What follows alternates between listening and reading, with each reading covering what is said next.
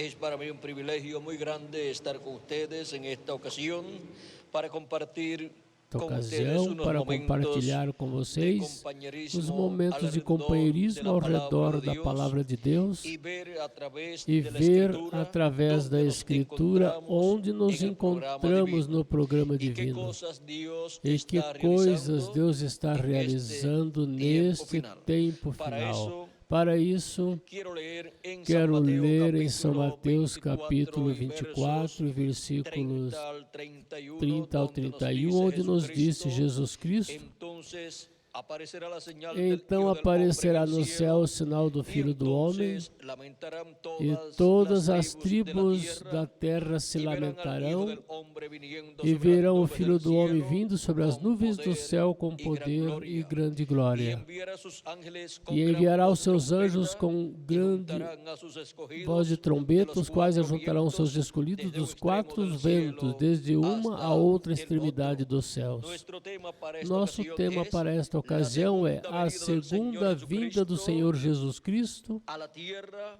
en à el terra día postrero. no último Pueden tomar dia. asiento Podem todos los sentar-se presentes. todos os La presentes. segunda venida de Cristo A segunda para el vinda día de postrero, Cristo o para o sea, último el dia, ou séptimo seja, para o milenio, sétimo milênio, es la promesa más grande é a maior hecha en promessa la feita na Escritura Escritura para este final. tempo final. Y la humanidad, E a humanidade, e sobretudo a Igreja do Senhor Jesus el Cristo, o cristianismo cristianismo está está em espera do cumprimento da segunda vinda de Cristo.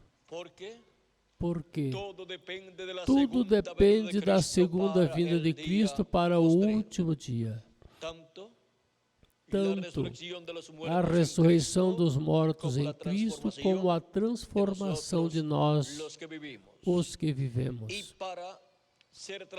E para serem transformados os que estamos vivos, se requer escutar a trombeta final ou grande voz de trombeta, que é a voz de Cristo falando-nos, dando-nos sua mensagem do Evangelho do Reino.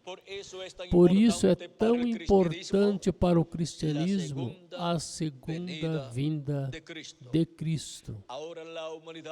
Agora a humanidade não sabe onde será cumprida a segunda vinda de Cristo, mesmo que sabe onde foi cumprida a primeira vinda de Cristo. Foi cumprida no meio do povo hebreu, lá na terra de Israel. Agora, a segunda vinda de Cristo é um mistério maior que o que foi o mistério da primeira vinda de Cristo. Este mistério é aquele do qual Cristo disse que ninguém, nem no céu, sabia quando seria o dia e a hora, nem ainda os anjos, nem ainda o Filho, senão somente o Pai. Porque este mistério não podia ser aberto naquele tempo, nem no tempo dos apóstolos, nem no tempo dos mensageiros das 7 etapas ou eras da igreja gentia. Porque este mistério seria aberto à igreja do Senhor Jesus Cristo no último dia, que é o dia diante de Deus correspondente à segunda vinda de Cristo. E dia da segunda vinda de Cristo, que é o último dia, que é o sétimo milênio para os seres humanos, é o tempo mais glorioso para os filhos de Deus. Agora é muito importante entender o que foi a primeira vinda de Cristo e depois entender o que é a segunda vinda de Cristo e os benefícios que nos trará Cristo em sua segunda vinda. A primeira vinda de Cristo, conforme as Escrituras, estaria precedida por um profeta, o qual estaria preparando o caminho ao Senhor.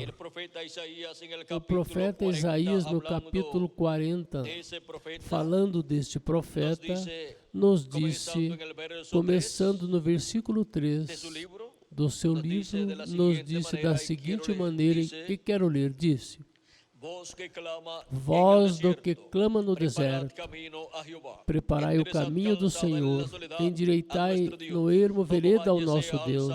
Todo vale será exaltado, e todo monte, e todo outeiro será abatido, e o que é torcido se endireitará, e o que é áspero se aplanará. E a glória do Senhor se manifestará, e toda a carne juntamente haverá. Pois a boca do Senhor o disse.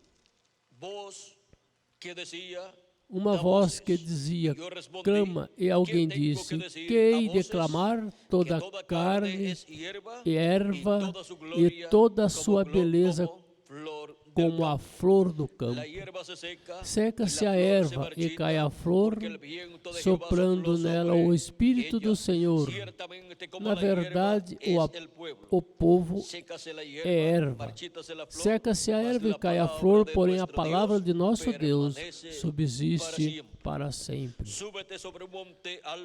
Tu, ó Sião, que anuncias boas novas, sobe ao monte alto. Tu, ó Jerusalém, que anuncias boas novas, levanta tua voz fortemente, levanta, não temas, e diz à cidade de Judá, eis aqui está o vosso Deus.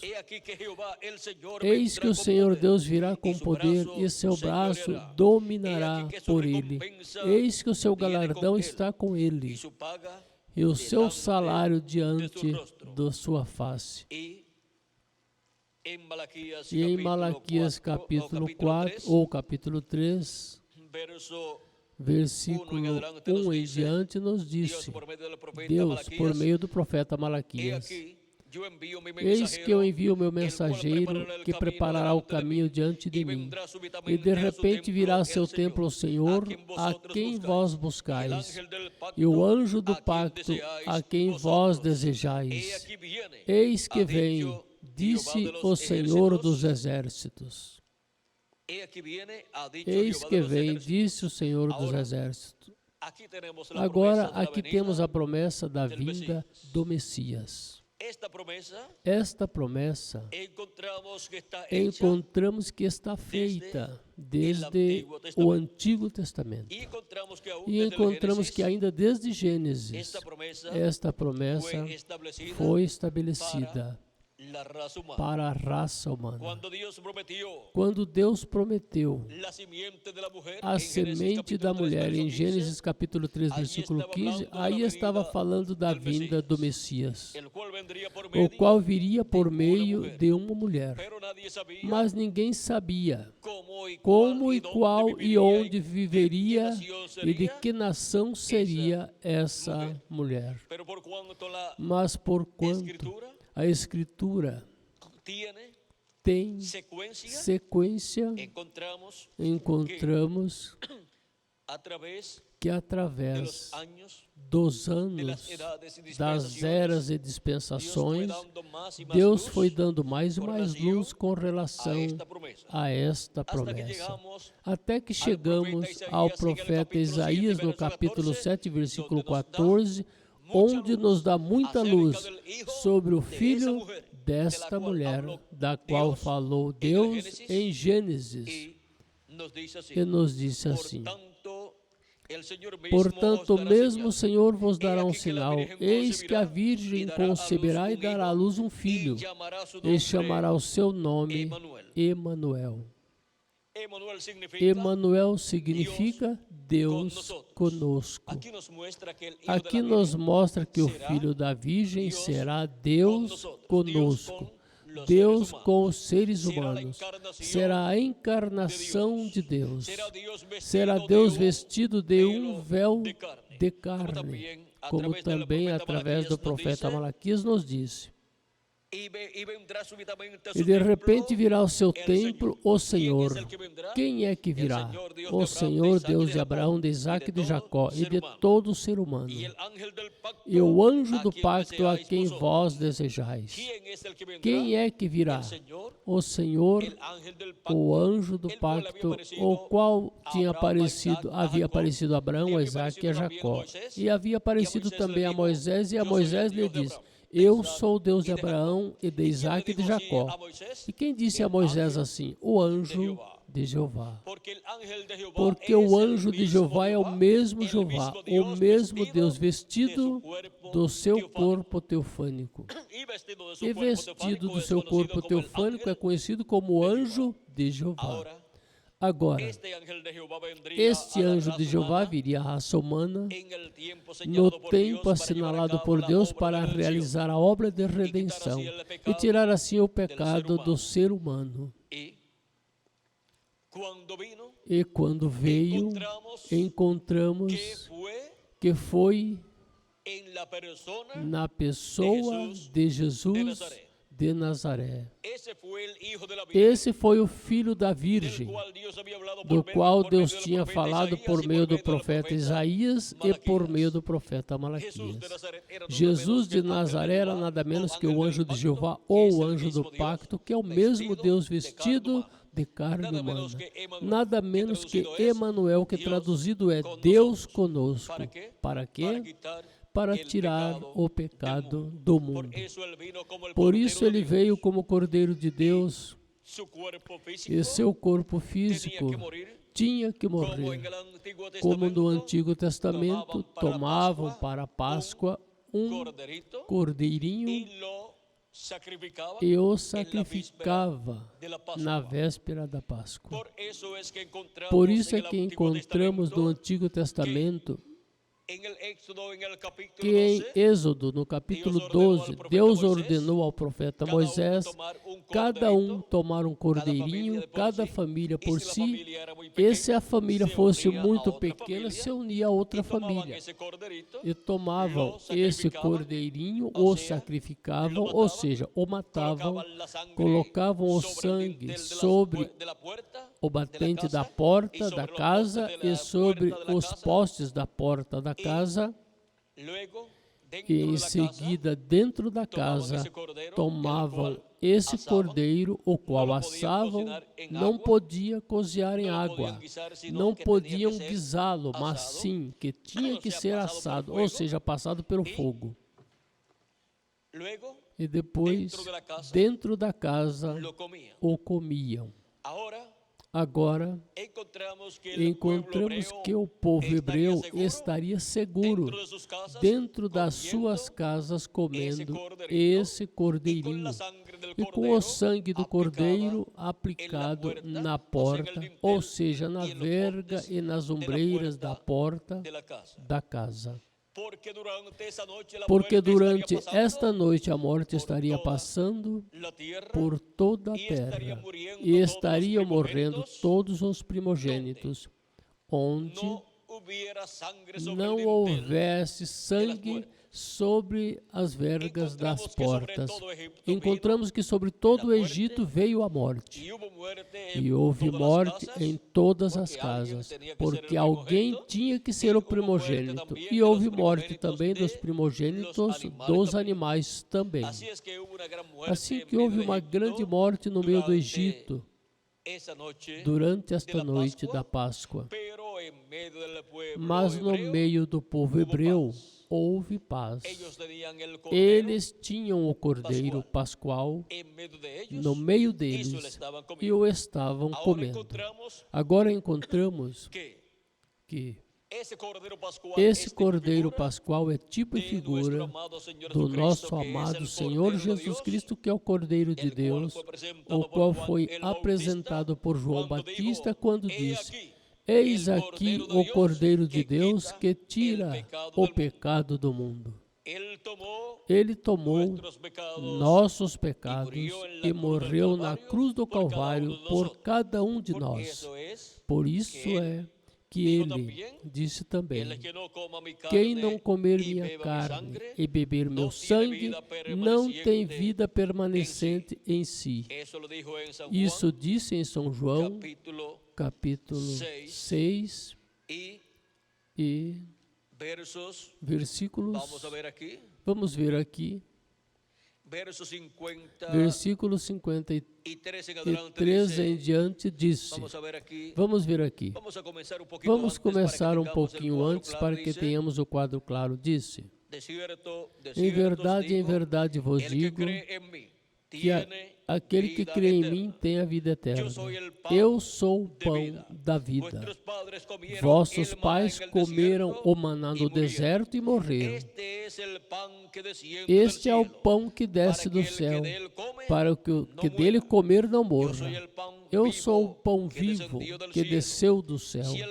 Se alguém comer deste pão, viverá para sempre. E o pão que eu der é a minha carne, que eu darei pela vida do mundo. Disputavam, pois, os judeus entre si, dizendo: como nos pode dar este a sua carne a comer? Jesus, pois, lhes disse: na verdade vos digo que se não comerdes a carne do Filho do Homem e não beberdes o seu sangue, não tereis vida em vós mesmos. Quem come a minha carne e bebe o meu sangue tem a vida eterna, e eu o ressuscitarei no último dia. Porque a minha carne verdadeiramente é comida e o meu sangue verdadeiramente é bebida. Quem come a minha carne e bebe o meu sangue permanece em mim e eu nele. Assim como o Pai que vive me enviou e eu vivo pelo Pai, assim quem de mim se alimenta também viverá por mim. Este é o pão que desceu do céu. Não é o caso de vossos pais que comeram maná e morreram. Quem comer deste pão viverá eternamente. Aqui temos Cristo se colocando como aquele que foi tipificado no Cordeiro Pascual. Cordeiro Pascual que tinha que ser comido durante a noite da Páscoa. E agora encontramos que Cristo é a materialização deste Cordeiro Pascual. E por isso é que Cristo, na Páscoa, também aparece nos falando sobre o seu corpo, ou seja, sua carne e seu sangue. Ali na última ceia, onde ele nos disse no capítulo 26 e versículo 26 ao 29, e quando comiam, Jesus tomou o pão e, abençoando-o, o partiu e o deu aos seus discípulos e disse: tomai, comei, isto é o meu corpo. E tomando o cálice e dando graças, lhes deu, dizendo: bebei dele todos, porque isto é meu sangue do novo pacto, que por muitos é derramado para a remissão dos pecados.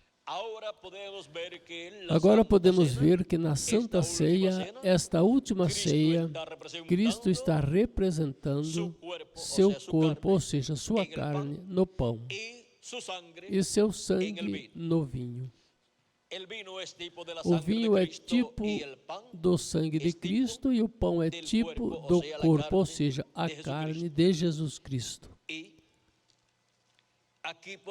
E aqui podemos ver como Cristo deu aos seus discípulos pão e vinho, tipo de si mesmo, o qual ele na cruz do Calvário realizou, morrendo na cruz do Calvário para nos dar sua carne e seu sangue para a remissão dos nossos pecados.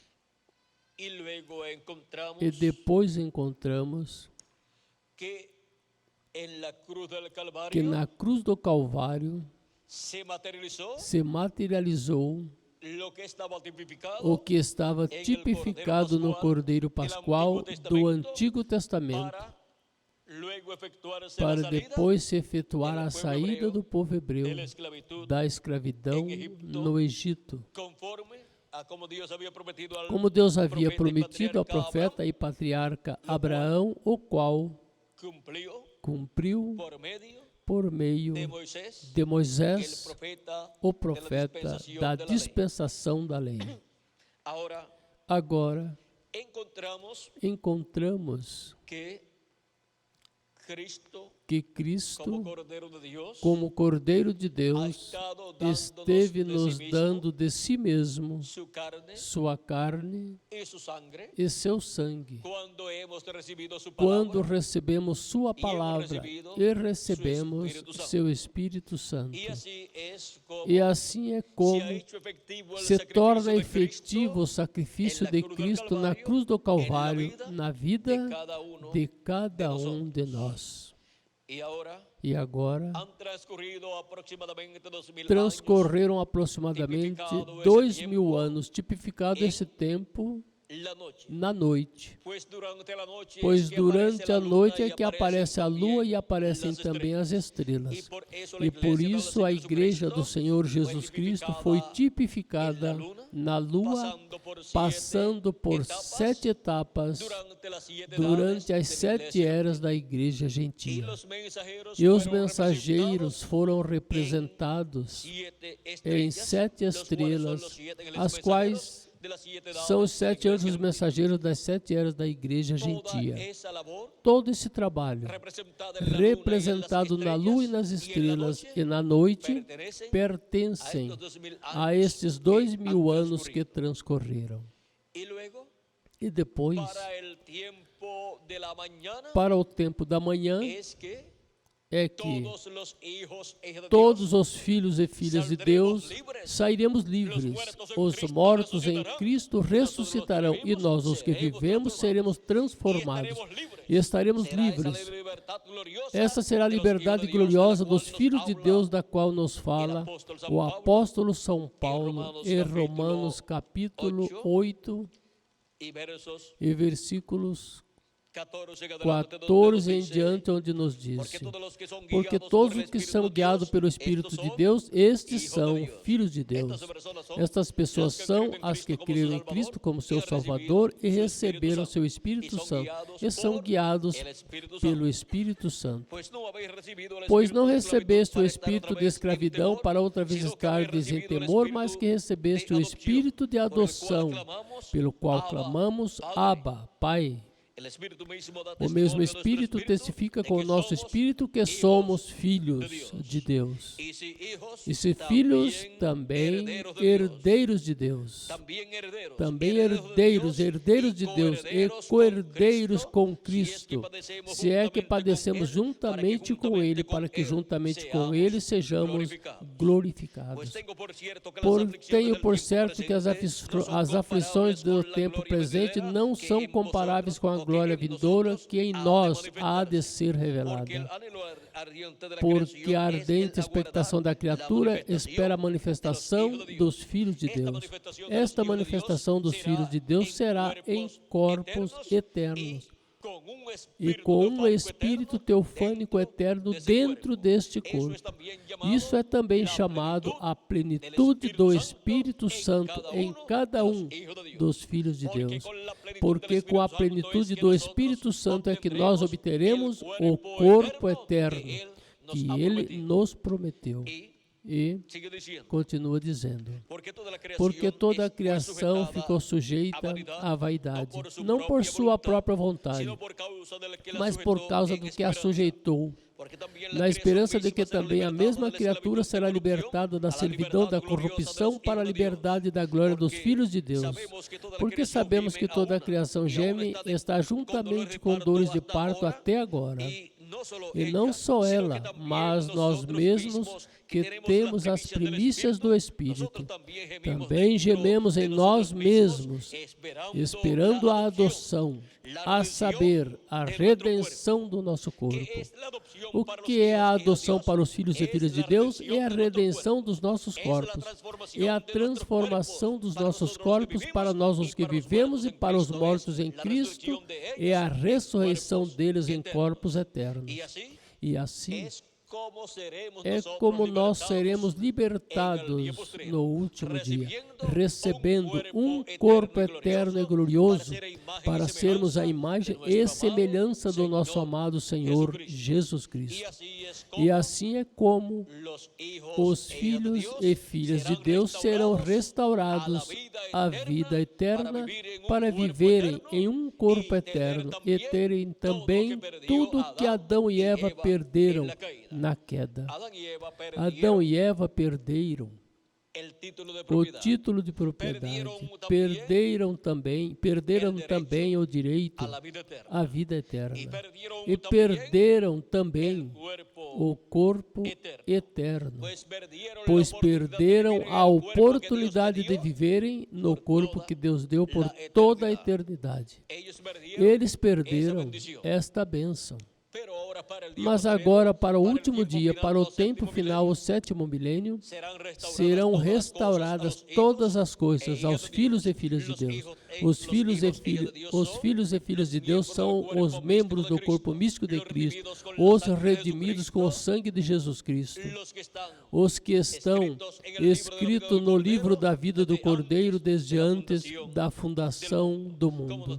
Como nos disse São Paulo em sua carta aos Hebreus, no capítulo 12 e versículo 20 em diante, ele nos fala sobre os eleitos ou primogênitos de Deus e nos disse que estão escritos no céu, disse.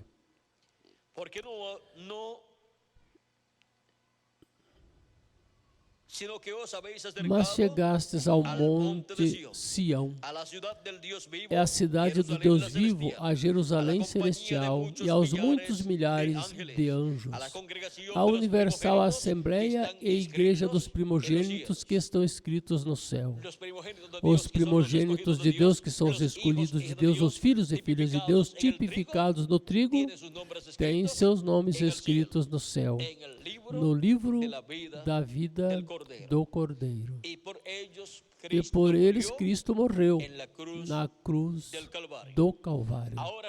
Agora podemos ver que estas pessoas, no tempo que lhes corresponde viver aqui na terra, escutam a pregação do Evangelho e creem em Jesus Cristo como seu Salvador e o recebem como seu Salvador e recebem também o Espírito de Jesus Cristo. E assim é como o que foi representado no Cordeiro Pascual se converte em uma realidade na vida de cada primogênito de Deus, de cada escolhido de Deus. E assim é como, de era em era, vai se formando a igreja do Senhor Jesus Cristo à medida que vão sendo chamados e juntados no corpo místico do Senhor Jesus Cristo. E para o último dia, estes primogênitos escritos no céu no livro da vida do Cordeiro têm a promessa de uma liberação, ou seja, tem a promessa de um êxodo, como aconteceu no tempo de Moisés. Aquele êxodo é tipo e figura do êxodo do último dia, do êxodo para regressar à terra prometida do novo corpo que Deus prometeu para cada filho e filha de Deus. Para assim, todas as coisas serem restauradas aos escolhidos de Deus, aos filhos e filhas de Deus. E para se realizar todo este programa divino no último dia, encontramos que assim como Deus apareceu ao profeta Moisés naquela coluna de fogo ou chama de fogo sobre uma árvore E falou e disse: eu sou o Deus de Abraão, de Isaac e de Jacó. Ele deu a conhecer o propósito da sua vinda e disse que tinha escutado o clamor do seu povo Israel e tinha descido para livrá-los, para libertá-los. E disse a Moisés: vai ao Egito, para que tires meu povo Israel do Egito, e eu estarei contigo. E eu porei minha palavra em tua boca, e falarás o que eu te mandar. Vejam vocês a comissão que Moisés recebeu para a liberação do povo hebreu. E para o último dia, o ministério de Moisés estará na terra pela segunda vez para a liberação, não dos servos de Deus, mas dos filhos e filhas de Deus, para a liberação dos escolhidos de Deus, dos membros do corpo místico de Cristo, os quais ressuscitarão em corpos eternos. Os que partiram e nós, os que vivemos, seremos transformados. Para isso, o ministério de Moisés estará aqui na terra pela segunda vez no último dia. E terá a comissão de trazer a mensagem do Evangelho do Reino para a liberação dos filhos e filhas de Deus. Vocês recordam que Deus disse ao profeta Moisés: deixa-me destruir este povo e eu te porei sobre outro povo maior? Que outro povo maior pode existir que a Igreja do Senhor Jesus Cristo? A Igreja do Senhor Jesus Cristo é um povo maior que o povo hebreu. A Igreja do Senhor Jesus Cristo é o povo dos escolhidos de Deus, dos filhos e filhas de Deus. E o povo hebreu é o povo dos servos de Deus. E o que é maior diante da presença de Deus? Um filho ou um servo? Um filho é maior. Portanto, o ministério de Moisés está prometido para ser colocado no meio de um povo maior, no meio da Igreja do Senhor Jesus Cristo no último dia. E depois irá do meio da Igreja do Senhor Jesus Cristo, quando tiver realizado o programa divino correspondente ao último dia, no meio da Igreja do Senhor Jesus Cristo, depois irá o povo hebreu esse ministério com a mensagem do Evangelho do Reino, ou seja, com a mensagem da segunda vinda de Cristo, como leão da tribo de Judá, como Rei dos Reis e Senhor dos Senhores, em sua obra de reclamação. É muito importante entender que a primeira vinda de Cristo foi como o Cordeiro de Deus para tirar o pecado do mundo.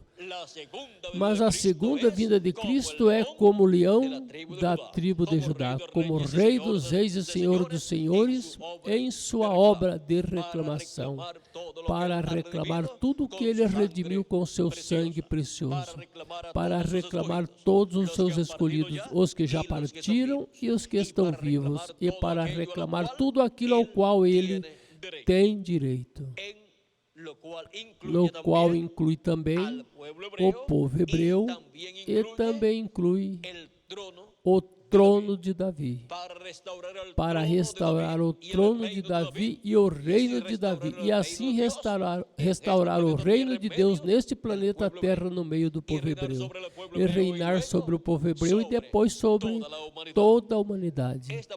Esta promessa a temos em São Lucas, capítulo 1, e vejamos aqui, versículos 30 em diante. São Lucas capítulo 1 diz o arcanjo Gabriel à Virgem Maria.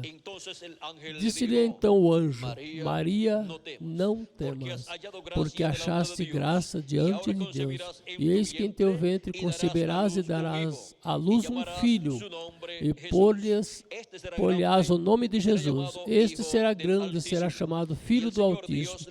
E o Senhor Deus lhe dará o trono de Davi, seu pai, e reinará sobre a casa de Jacó para sempre, e o seu reino não terá fim.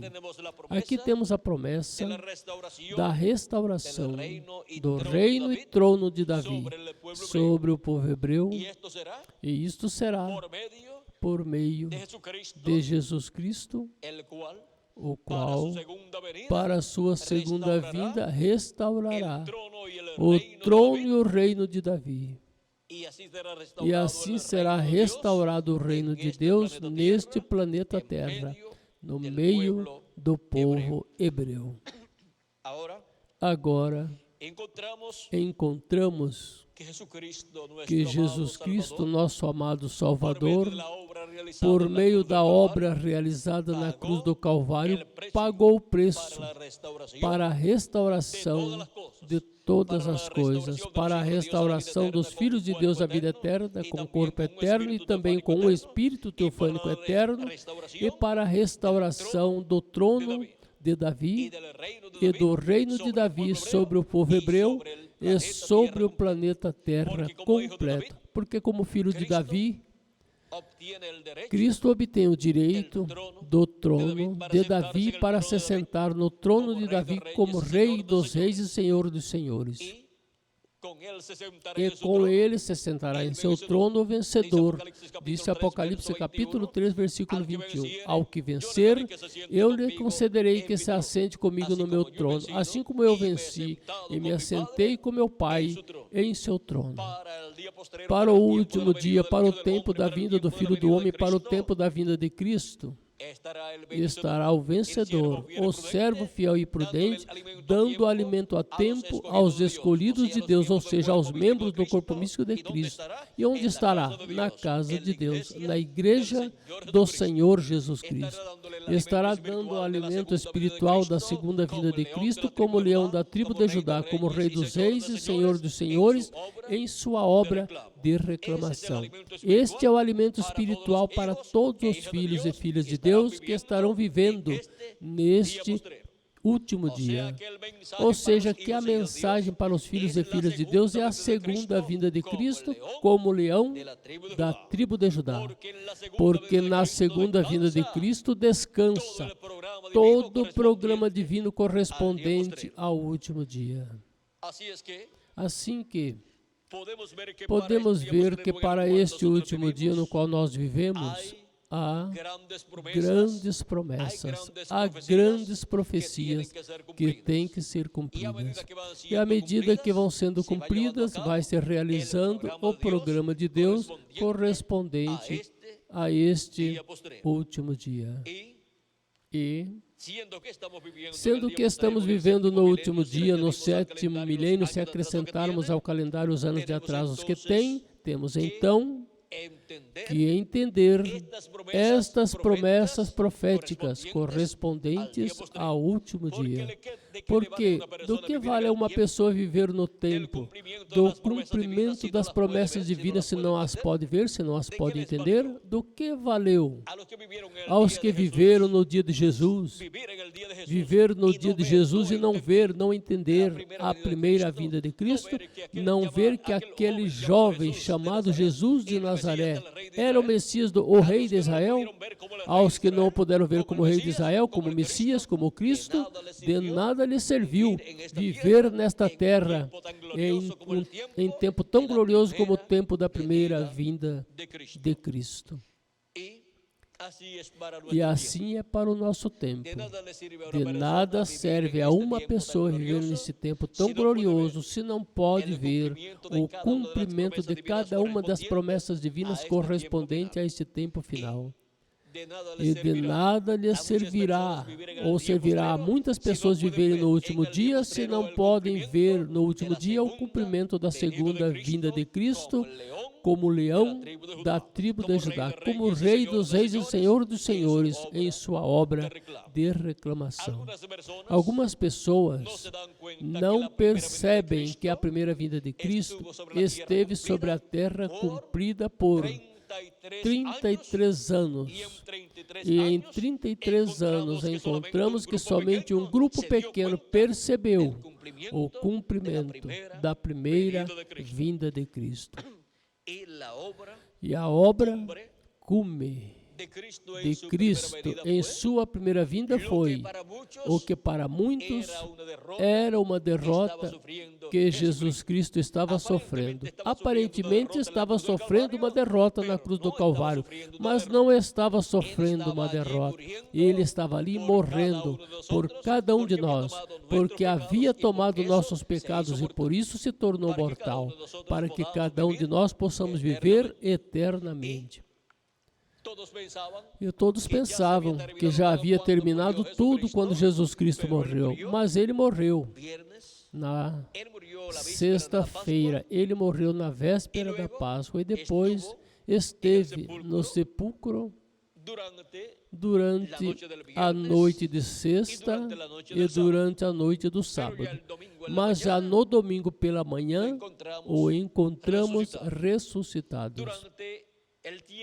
Durante o tempo em que esteve seu corpo no túmulo, ele passou ao inferno onde tinha que ir cada um dos seres humanos.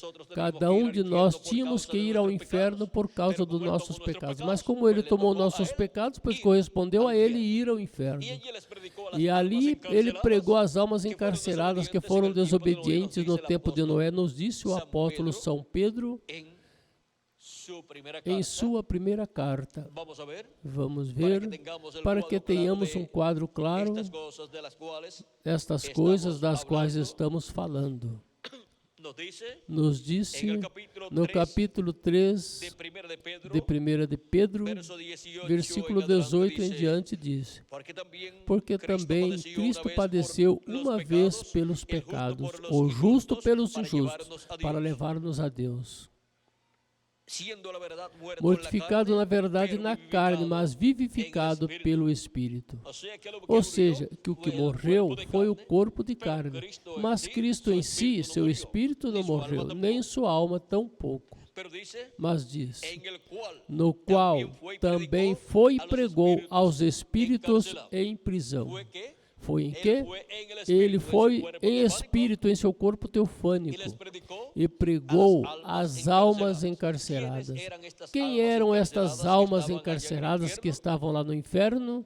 Disse, os quais no outro tempo foram desobedientes, quando a longanimidade de Deus esperava nos dias de Noé, enquanto se preparava a arca, na qual poucas, isto é, 8 almas se salvaram pela água. Encontramos que no tempo de Noé, aquela geração tinha chegado ao seu final. Ali estava presente um profeta dispensacional com a revelação divina das coisas que iam acontecer àquela geração. Lhes deu a conhecer que aquela geração seria destruída com um dilúvio. O juízo divino viria na forma de um dilúvio e destruiria a raça humana. Mas Deus revelou a Noé uma forma para escapar do juízo divino que viria. E a Enoque, Deus o levou antes de vir o juízo divino do dilúvio. O levou para não ver morte. Tipo e figura dos escolhidos que serão transformados e raptados antes de começar o juízo divino da grande tribulação. Agora, para o tempo de Noé, houve muitas religiões. Houve muitas formas de crer em Deus. E houve muitas pessoas muito religiosas, muito boas. Mas a revelação divina do programa de Deus atinha o profeta Noé. E não importava a forma que uma pessoa tivesse, mas a forma correta, a qual era de acordo com a forma em que Noé cria em Deus e adorava a Deus e servia a Deus e cria em Deus, toda outra forma estava equivocada. E o juízo do dilúvio que o destruiu aos que não criam como Noé, dá testemunho de que estavam equivocados. E agora, muitas pessoas olhavam o profeta Noé e escutavam sua mensagem e podiam dizer: isto é inconcebível à mente humana, que Deus, sendo amor, vai destruir a raça humana. Mas Deus disse que ia destruir. E quem poderá dizer a Deus que não pode fazer? É que não vê o outro lado da moeda que diz que Deus é fogo consumidor. E encontramos Noé pregando que veio um dilúvio. Tinha uns 500 anos quando começou a pregar. E quando tem 600 anos, veio o dilúvio. Mas para esse tempo, Noé já havia construído uma arca, a qual Deus tinha mostrado. Deus lhe mostrou o plano da arca, lhe mostrou como construir a arca, o tamanho, o material e os andares que teria. E para que seria a arca, onde se salvaria Noé e sua família, e também se salvaria animais e aves e répteis. Agora vejam como Deus não destrói o justo com o injusto.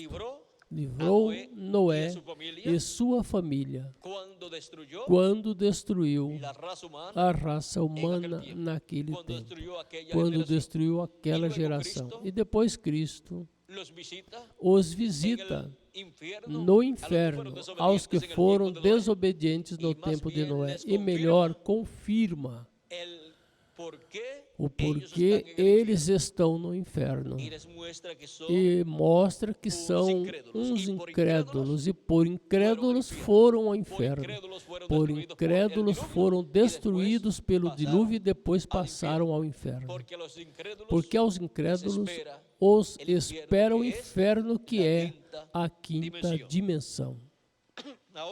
Agora, podemos ver que depois Cristo passou ao paraíso, onde o estavam esperando também, pois lá estava Abraão, Isaac, Jacó, e também estava João Batista, e também estavam outros profetas de Deus do Antigo Testamento. Por exemplo, Jó dizia: eu sei que meu Redentor vive, e depois de desfeita esta minha carne, eu hei de ver em minha carne o meu Redentor. E Jó pôde ver Cristo, o Redentor, visitando o paraíso. Agora, o domingo de ressurreição, domingo pela manhã, apareceu Cristo na quarta vigília, ou seja, de 6 a 9 da manhã, apareceu aos seus discípulos, gradualmente falou com eles. Encontramos que os primeiros que viram Jesus Cristo ressuscitado foram mulheres. Quase sempre as mulheres, como que são mais madrugadoras, e em quase todos os lares, pois são as que mais madrugam para preparar o café e preparar o café da manhã, e tiveram esta bem-aventurança. E vocês sabem uma coisa? Que mulheres representam igrejas. Portanto, estas mulheres representam a igreja do Senhor Jesus Cristo, a igreja noiva, que madrugará, estará desperta no último dia para receber a Cristo em sua segunda vinda com seus anjos, e para receber os mortos em Cristo que vão ressuscitar, e para receber também cada membro do corpo místico, a transformação dos seus corpos. Assim que vejam vocês a quem representava estas mulheres que viram a Cristo ressuscitado. E sobretudo Maria Madalena, que foi a que pôde falar com Cristo, e mesmo que não reconheceu de momento, quando Cristo lhe falou, ele lhe disse: Maria. Ela disse: Raboni, que significa mestre. Ela o reconheceu pelo que ele lhe falou. E para o último dia, a Igreja Virgem do Senhor Jesus Cristo, a noiva do Senhor Jesus Cristo, reconhecerá Cristo falando-lhe no último dia, na quarta vigília do último dia, pelas palavras que ele estará falando, por meio da mensagem do Evangelho do Reino, dando-lhe a conhecer todas estas coisas que em breve devem acontecer. Será que a igreja do Senhor Jesus Cristo reconhecerá Cristo, falando à sua igreja, falando às suas ovelhas, e chamando-as e juntando-as no último dia, no redil do Senhor, que é sua igreja, na era da pedra angular, no último dia. E assim como reuniu em sua igreja em cada era os seus escolhidos, no último dia chama e junta os seus escolhidos e os reúne na sua igreja, na era correspondente ao último dia, que é a era da pedra angular, na dispensação do reino. E assim como 2000 anos atrás, a raça humana estava na etapa da primeira vinda de Cristo, no último dia a raça humana estará na etapa da segunda vinda de Cristo. Lá a raça humana estava na primeira vinda de Cristo como Cordeiro de Deus para tirar o pecado do mundo. E aqui, no último dia, a raça humana estará na segunda vinda de Cristo como leão da tribo de Judá, em sua obra de reclamação, para reclamar tudo o que ele redimiu com seu sangue precioso e regressá-lo à vida eterna. Esse é o programa divino correspondente ao último dia, no qual nós estamos vivendo.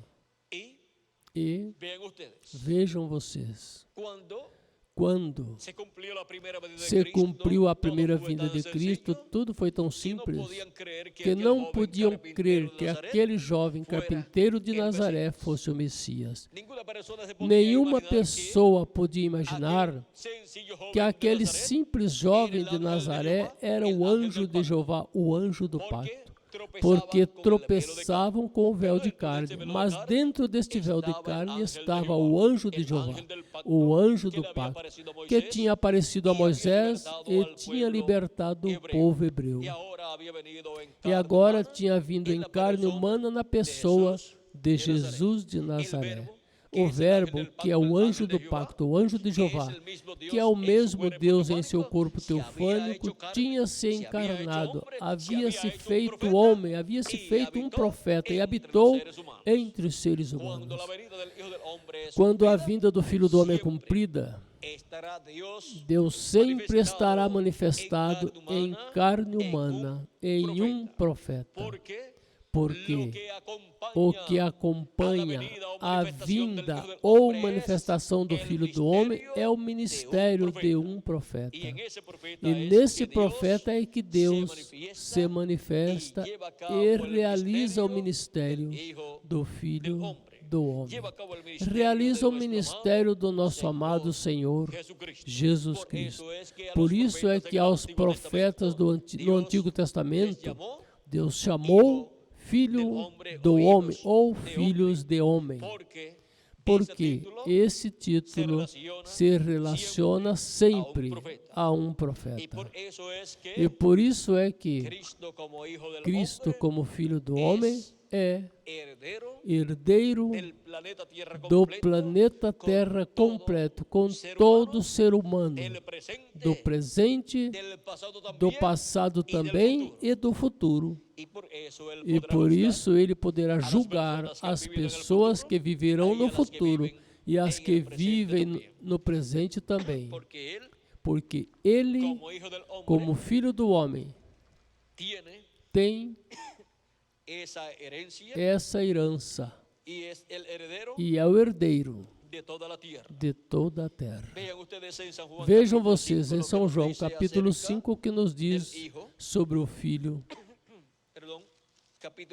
Capítulo 5, versículo 21 em diante disse. 20 diz.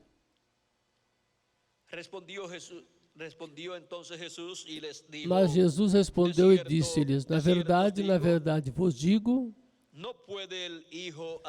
que o Filho por si mesmo não pode fazer coisa alguma, se eu não vir fazer o Pai, porque tudo quanto Ele faz, o Filho o faz igualmente. Porque o Pai ama o Filho e mostra-lhe todas as coisas que Ele faz, e maiores obras que estas lhe mostrará, de modo que vós vos maravilheis. Pois assim como o Pai ressuscita os mortos e os vivifica, assim também o Filho aqueles vivifica os que quer. E também o Pai ninguém julga, mas deu ao Filho todo o juízo. Quem é que julgará? A raça humana, o Filho, nosso amado Senhor Jesus Cristo. O juízo do trono branco o realizará nosso amado Senhor Jesus Cristo. Ou seja, que será Deus manifestado na pessoa de Jesus Cristo. E Jesus Cristo terá também seu anjo mensageiro, o anjo do Senhor Jesus Cristo, que é o anjo ministrador, que estará ministrando em toda a obra de Cristo do último dia, porque Ele disse: ao que vencer, lhe concederei que se assente comigo no meu trono, assim como eu venci e me assentei com meu Pai no seu trono. Ou seja, que o mesmo que faz o Pai com Jesus é o mesmo que Jesus faz com seu anjo. E por isso em Apocalipse capítulo 2, versículo 26 ao 27, também Cristo nos disse da seguinte maneira, e quero lê-lo também, disse: ao que vencer e guardar minhas obras até o fim, até quando? Até o fim. Eu lhe darei autoridade sobre as nações. Nenhum dos 7 anjos mensageiros recebeu esta autoridade sobre as nações. E nenhum dos profetas do Antigo Testamento recebeu esta autoridade sobre as nações. Por quê? Perdão. Porque esta autoridade a recebeu Cristo quando Ele ressuscitou dentre os mortos vitorioso. E depois Ele disse que dará esta autoridade ao vencedor. E encontramos que nem no Antigo Testamento, nem no Novo Testamento, nenhum profeta de Deus teve esta autoridade sobre todas as nações. Cada um deles teve autoridade temporária ou parcial sobre algumas nações. Mas, para o último dia, encontramos no capítulo 11 de Apocalipse, e versículo 13 em diante, onde nos diz: e darei poder às minhas 2 testemunhas, e profetizarão por 1260 dias vestidas de saco. Estas são as 2 oliveiras e os 2 castiçais que estão diante do Deus da terra. E se alguém lhes quiser fazer mal, fogo sairá da sua boca e devorará os seus inimigos. E se alguém lhes quiser fazer dano, importa que assim seja morto. Este tem poder para fechar o céu, para que não chova nos dias da sua profecia. E tem poder sobre as águas para convertê-las em sangue, para ferir a terra com toda a praga, quantas vezes quiserem. E isto será durante os 3 anos e meio da grande tribulação, onde o juízo divino cairá sobre a terra. E estes ministérios das 2 oliveiras, que são os ministérios de Moisés e Elias, terão esse poder. E esses ministérios estarão no vencedor, que é o servo fiel e prudente, é o anjo do Senhor Jesus Cristo, e através desses ministérios manifestados no anjo do Senhor Jesus Cristo, será manifestado todo esse poder divino, no cumprimento da promessa de Deus para o último dia. Por isso é que toda a promessa divina correspondente ao último dia será cumprida por meio do ministério correspondente ao último dia, que é o ministério do Espírito Santo através do seu anjo mensageiro, onde toda a Escritura deve ser cumprida. Agora, continuamos lendo em Apocalipse capítulo 2, onde nos disse da seguinte maneira, versículo 27 é a continuação disso. E as regerá com vara de ferro e serão quebrantadas como vasos de oleiro, como eu também recebi de meu Pai. Vem a mesma autoridade que Jesus Cristo recebeu do Pai, agora a outorga ao vencedor. E o vencedor no último dia, no tempo do fim, já vimos que é o servo fiel e prudente, o anjo do Senhor Jesus Cristo. Ele diz, ele darei a estrela resplandecente da manhã. E o que é a estrela resplandecente da manhã? Porque vai dar ao vencedor. Em Apocalipse capítulo 22, versículo 16, nos diz, eu sou a raiz e a geração de Davi, a resplandecente estrela da manhã. O que significa isso? Que a segunda vinda de Cristo, vejam vocês, vai receber o vencedor. Nenhum dos 7 anjos mensageiros das eras passadas recebeu a segunda vinda de Cristo, porque não era o tempo para o cumprimento da segunda vinda de Cristo. Mas para o último dia é o tempo para a segunda vinda de Cristo, a qual vai ser recebida pelo anjo do Senhor Jesus Cristo. E o grupo de escolhidos que haverá no último dia receberá a bênção do último dia e escutará a mensagem de Jesus Cristo através do seu anjo mensageiro, a mensagem da segunda vinda de Cristo, para dar as boas-vindas a Cristo na sua segunda vinda, como o anjo do Senhor Jesus Cristo também a dará no último dia. Assim que podemos ver estas promessas divinas e como seriam cumpridas no último dia. Vimos que nós estamos vivendo no maior tempo e mais glorioso de todos os tempos. Estamos vivendo no tempo prometido na Escritura como o último dia, que é o tempo para a segunda vinda do Senhor Jesus Cristo à terra, conforme as profecias. Vamos ver quanto tempo nos resta, Miguel, para ver quanto mais podemos dar por aqui da Escritura.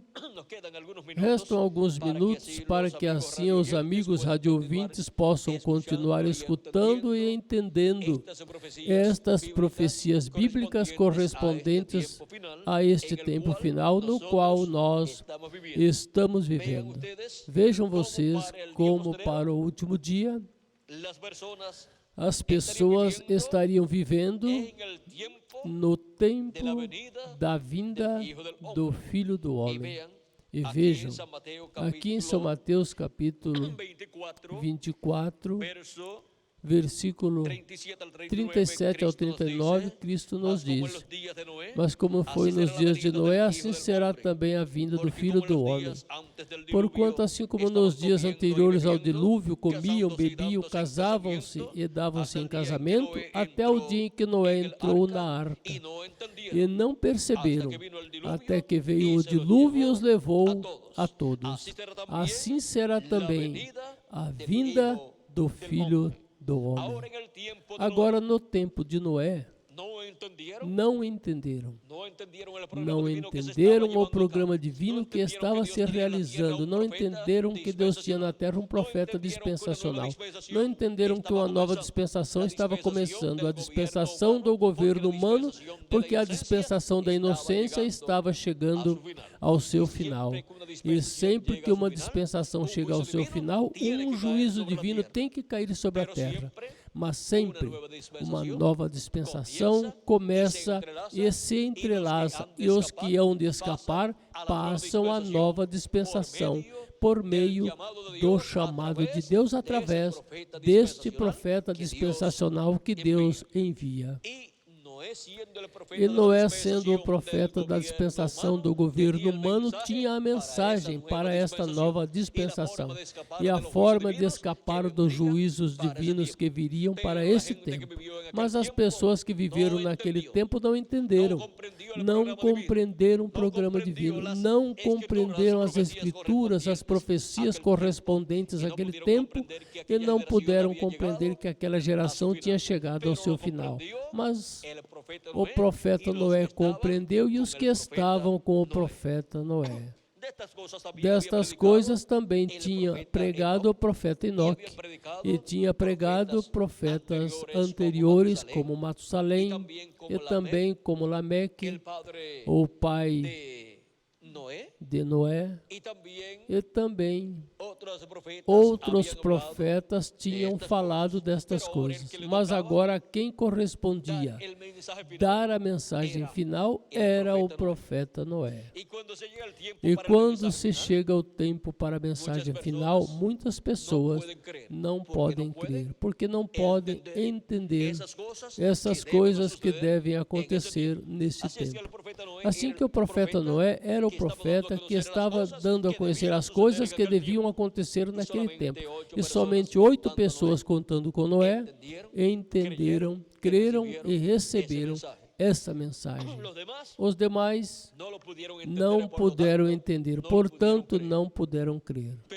Mas, mesmo que a maioria não entendeu e não creu, e somente 8 pessoas creram e entenderam, com tudo isso, veio o dilúvio e os levou a todos os incrédulos, os quais não tinham entendido.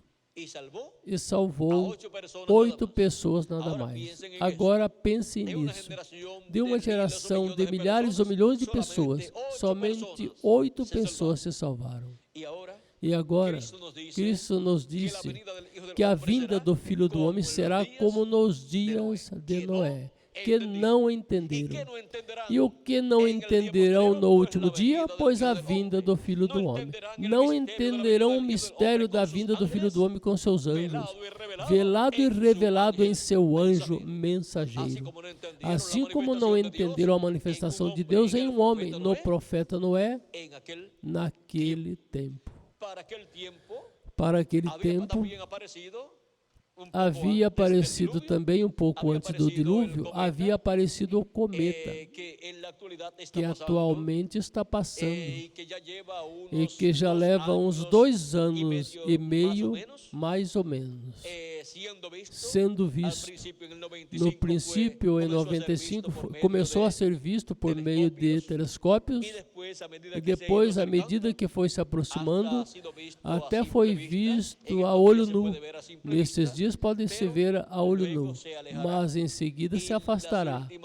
E as últimas olhadas que poderão lhes dar será por meio de binóculos e por meio de telescópios, mas sua mensagem já estará dada na Terra.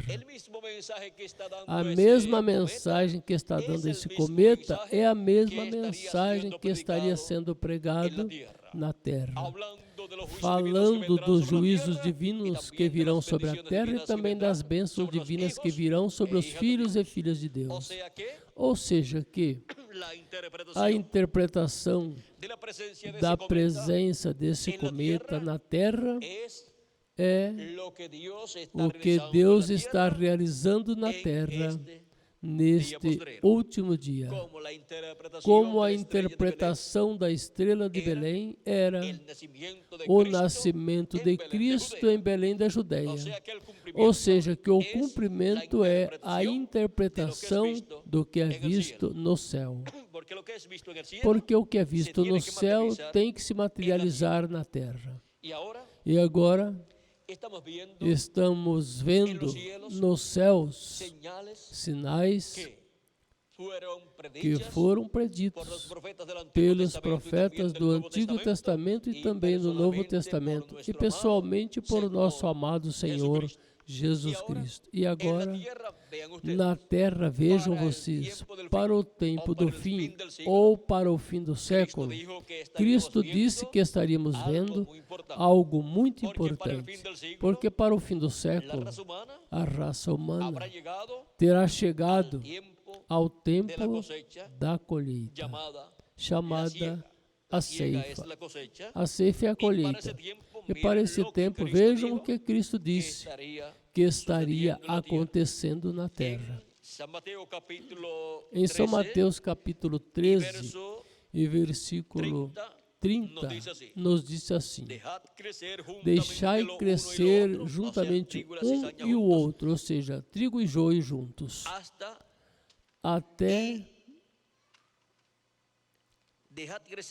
deixai crescer juntamente um e o outro até a ceifa, ou seja, até o tempo da colheita. E por ocasião da ceifa, direi aos ceifeiros: colhei primeiro o joio e atai-o em molhos para o queimar, mas o trigo ajuntai-o no meu celeiro. Agora o trigo são os filhos do reino, o joio são os filhos do mal. O joio será atado em molhos e será lançado ao forno de fogo, onde será o choro e o ranger de dentes, ou seja, que serão lançados na grande tribulação, onde o fogo atômico e o fogo vulcânico e todo outro tipo de fogo será desatado sobre os maus, ou seja, sobre o joio. Jesus explicando esta parábola disse no capítulo 13, versículo 37 em diante de São Mateus. Respondendo ele, lhes disse: o que semeia a boa semente é o Filho do Homem. O campo é o mundo. A boa semente são os filhos do reino. E os joios são os filhos do mal. O inimigo que o semeou, ou seja, que semeou o joio, é o diabo. A ceifa é o fim do mundo, e os ceifeiros são os anjos. Assim como o joio é colhido e queimado no fogo, assim será na consumação deste mundo. Mandará o Filho do Homem seus anjos. Para que tempo disse que enviará seus anjos? Para o tempo da ceifa, da colheita. Para quê? Para recolher o trigo no celeiro e o joio lançá-lo no forno de fogo. E o joio será lançado no forno de fogo, diz. Assim como o joio é colhido e queimado no fogo, assim será na consumação deste mundo. Mandará o Filho do Homem seus anjos e recolherão do seu reino tudo que serve de tropeço e de iniquidade e comete iniquidade, e lançá-los-ão na fornalha de fogo. Ali haverá pranto e ranger de dentes. Isso será durante a grande tribulação, que o fogo atômico, vulcânico e todo tipo de fogo queimará o joio. Aí será o choro e o ranger de dentes. Mas para esse tempo não estará sobre a terra o trigo.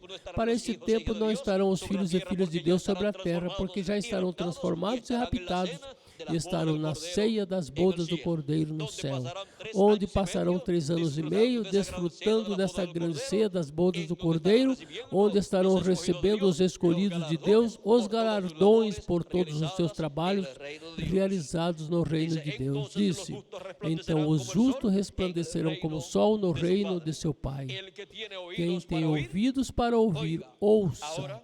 Agora, podemos ver o que disse Cristo que estará sendo visto no último dia.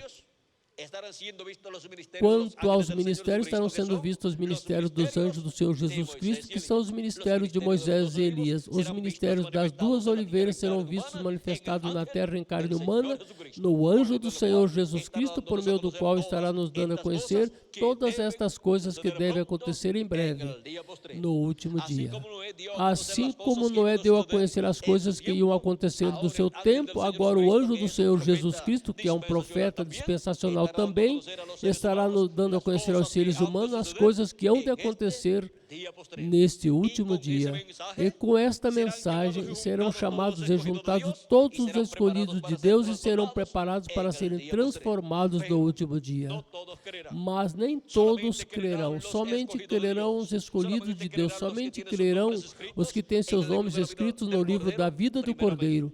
primeiro, e depois, mais adiante, crerão o restante dos que têm seus nomes escritos no livro da vida, na seção que não é a seção do livro da vida do Cordeiro. E também crerão os 144 mil hebreus que aparecem em Apocalipse capítulo 7, versículo 2 em diante, e em Apocalipse capítulo 14, versículo 1 em diante.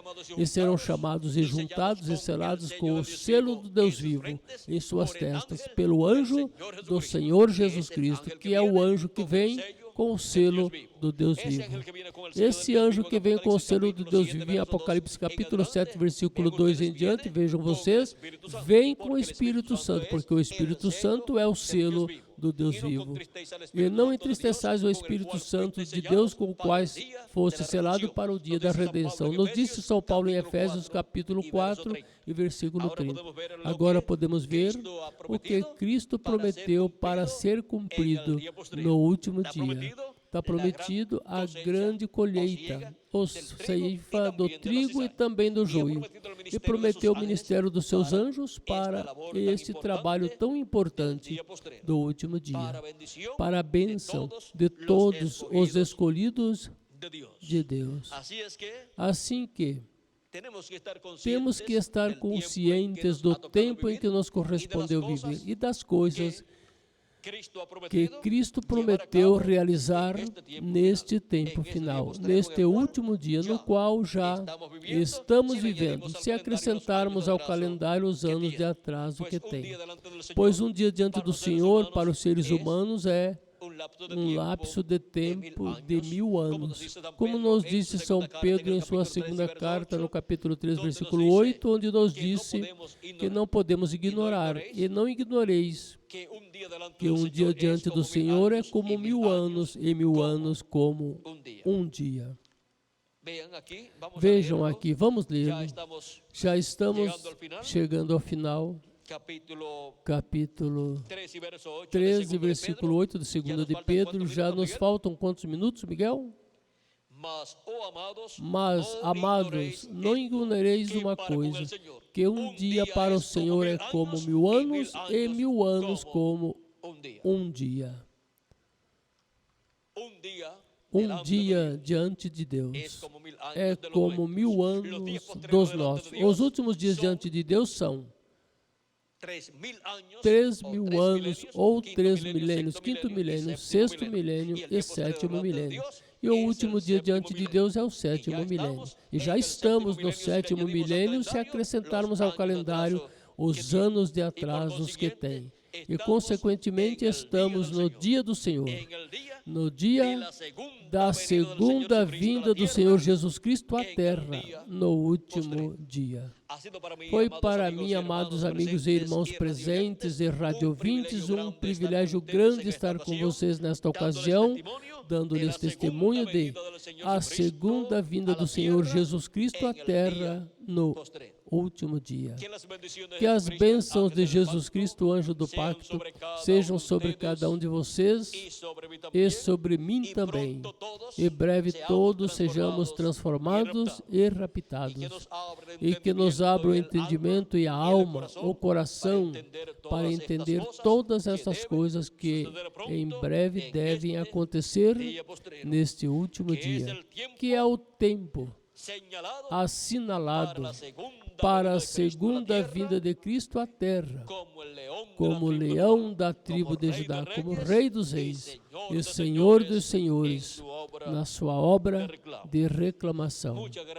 Muito obrigado por vossa amável atenção, amados amigos e irmãos, e passem todos muito boa tarde. Deixo conosco novamente o reverendo Miguel Bermudes Marim, para que lhes dê os telefonemas, informar os endereços para o qual vocês podem escrever ou ligar para obter literaturas completamente grátis e para também reunir-se quando desejarem, escutar e ver algum vídeo, alguma conferência em vídeo com temas similares a este que escutaram nesta ocasião. Assim que deixo com vocês o reverendo Miguel Bermudes Marim para dar esta informação, para que assim possam telefonar ou escrever. Conosco, Miguel Bermudes.